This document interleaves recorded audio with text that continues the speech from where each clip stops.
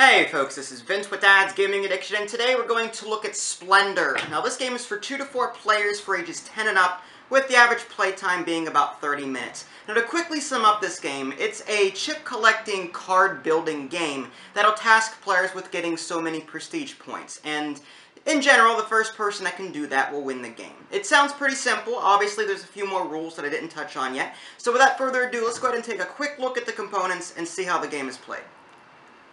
Okay, so here's a quick look at your components. You've got cards, chips, and nobles. As far as your cards are concerned, you've got 3 different decks, and basically, players will be buying these throughout the game. Your green cards are the least expensive, your yellow cards are moderately expensive, and your blue cards are very expensive. However, the blue cards will give you the most prestige points whenever you buy them. Just to give you an example, let's see if we can zoom in on this here. Whenever you buy this card, and you can see the cost in the lower left-hand corner, you need 1 white chip, 1 green chip, 1 red chip, and 1 black chip in order to buy this card. However, whenever you do buy it, you'll see there's no number here, meaning that you get 0 prestige for buying this card. However, if you were to buy this one, again, this has a blue back and this one has a green back, again, this is more expensive, you will get 5 prestige points. But as you can see, the costs are a little bit more. You'll need 7 green chips and 3 red chips in order to buy this card. Further along, over here on the right-hand side, we've got your chips or your gems that you'll be collecting. And basically, like I was explaining over here, you'll be trading these in order to buy these cards. You've also got these yellow chips over here, which don't correspond to the different colors in the decks. However, this is a wild card, so should you get this at some point during the game, you can substitute it for any color that is over here. And again, you've got 5 colors here, matching the 5 different colors that are in these 3 decks. Last but not least, we have these nobles, and these nobles will eventually come and visit you and give you prestige, assuming that you satisfy their, well, quote-unquote objectives. If I quickly zoom in on this, you'll be able to see up here how many prestige points you'll get should this noble come and visit you. And you'll see down here along the bottom left how many cards of this particular type that you'll need in order to satisfy the condition that he will come and join you. So in order to get this particular noble to come visit you and give you 3 prestige, you'll need 4 cards with a blue gem on it and 4 cards with a green gem on it. Okay, so with regard to game setup, this is exactly what it'll look like. You'll have 4 cards from each deck dealt across, 1, 2, 3, 4, 1, 2, 3, 4, and 1, 2, 3, 4, green, yellow, and blue. You'll draw 5 nobles from your stack, put them along the top, and of course you've got your gems over here. Now it's important to note that in a 2 or 3 player game, you'll be using less gems and less nobles. On a player's turn, they can do one of 3 things. They can select tokens, reserve a development card, or buy a development card. The first action, or selecting tokens, simply involves you taking 3 of these tokens from the 5 available primary colors. You cannot take from the gold stack. Now, you can take 2 of the same color if you want to, assuming that there are more than 3 tokens left in that stack. So, just as an example, I could take 1 red, 1 blue, 1 white, or 1 green, 1 white, 1 blue. Because all of these stacks are full, I could take 2 red and 1 blue if I want to, or 2 white and 1 green if I want to, and etc. Now, a player can only have 10 tokens on their person. If they happen to exceed that, they have to discard down to 10 and put them back into the bank.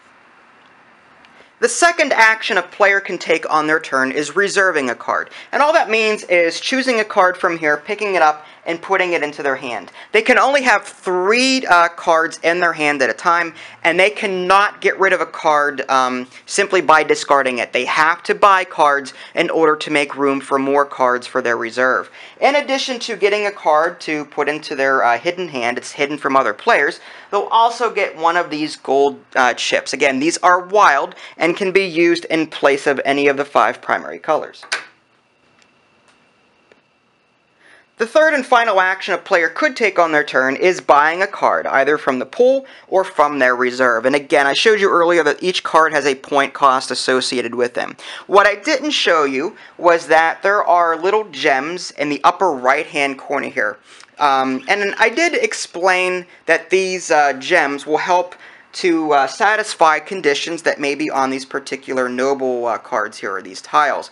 In this case, this red gem would not contribute to getting this particular noble. However, this one does want 4 of these red gems, or these 4 red cards, and this card would go and contribute to helping to get this card. However, on top of getting nobles, these cards will also provide you with a passive asset. Think of these as an unlimited asset that never runs out.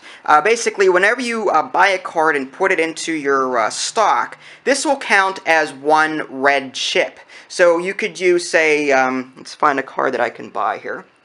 Let's say I want to buy this card on a future turn. You'll need 5 red chips in order to do that. However, if you have this card in your possession, you only need 4 red chips. 4 from here and 1 from here. So the idea of this game is to buy these cheap cards down here along the bottom, because they cost the least, with your tokens. As you get more of these cards, you'll get more and more of these gems to use to help you purchase some of these more expensive cards. The first player to reach 15 prestige will start the game-ending condition, and turns will play out in such a way that each player gets an equal number of turns, and after that, the person with the most prestige points wins.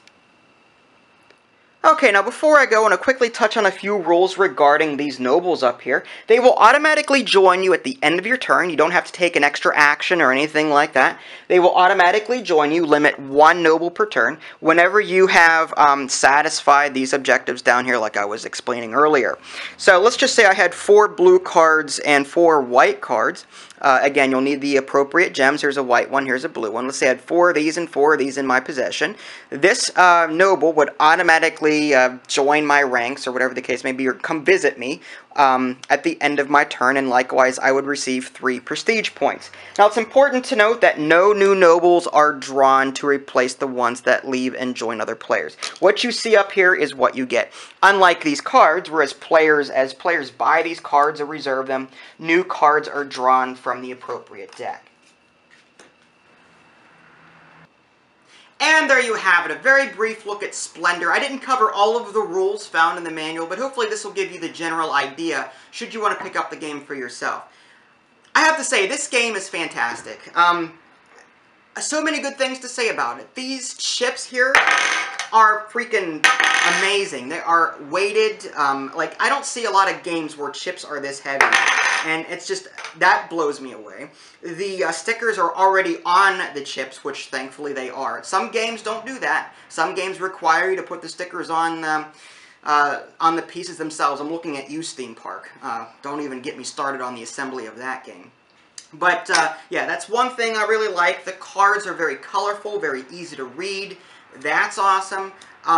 Aesthetics aside, the strategy in this game is pretty deep, even though the game is very simple to play. It's very easy to pick up and play. The rules are pretty simple, but there's a lot of things going on here. Again, you only have so many chips in a particular stack, so if there's a particular color out on the table that seems to be very popular, players are going to be struggling to share resources, and you'll have to sort of think ahead and see what kind of nobles are on the very top of your board and see what kind of colors they require. Plan ahead and see if you can get cards that match appropriately. So there's a lot of different things going on, and you can reserve cards that you don't even need to stop another player from possibly completing a particular set of colors to grab a noble on a future turn. So there's a lot of different ways that you can play this game offensively and defensively. Yeah, again, to sum it up, excellent game. Go check out my written review, www.dadsgamingaddiction.com. If you haven't already, subscribe to my YouTube channel. That way you can keep up to date on any new content I happen to publish. This is Vince, thanks for watching, and I'll catch you next time.